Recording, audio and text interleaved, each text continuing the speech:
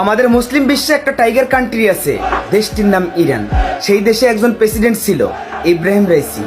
ইব্রাহিম রাইসির মৃত্যুর পরে ইরানও আজ প্রায় মৃত। দেশটিতে বর্তমান প্রেসিডেন্ট হিসেবে রয়েছে মাসুদ পিজেশকিয়ান। তিনি ইসলামের জন্য ন্যায় পেরোয়ান, তারপরেও কখনো হতে পারবে না ইব্রাহিম রাইসির সমান। আমরা 200 কোটি মুসলমান এই পুরো বিশ্বের বিভিন্ন বড় বড় রাষ্ট্রে বসবাস করি, তারপরেও আজ কতগুলো বছর হয়ে গেল ফিলিস্তিন নির্যাতনের শিকার হচ্ছে ইহুদির বাচ্চা ইসরায়েলের কাছে, আর সেই ইসরায়েলকে শেল্টার দিচ্ছে ইউএস হয়তো ভুলে গেছে কিছুদিন আগে লস অ্যাঞ্জেলসের দাবাননের কথা। তোমরা মনে করো না আমার আল্লাহ পাক ছাড় দেয় কিন্তু ছেড়ে দেয় না। আবার অপেক্ষা করো আল্লাহর পক্ষে থেকে আসা কোনো ভয়ঙ্কর গজবের জন্য। শুধুমাত্র ইরান একাই কেন যুদ্ধ করবে? আমরা আর ইরানের উপরে শুধু একাই ভরসা করে বসে থাকবো না। আল আকসা মুসলমানদের প্রথম কেবলা, আর এই কেবলাকে আমরা কখনো ইহুদিবাদীদের আঁকড়া হতে দেব না। ইসলামের পথে যদি জিহাদের জন্য ডাক আসে, নারী পুরুষ উভয় তোমরা কে কে নামতে পারবে?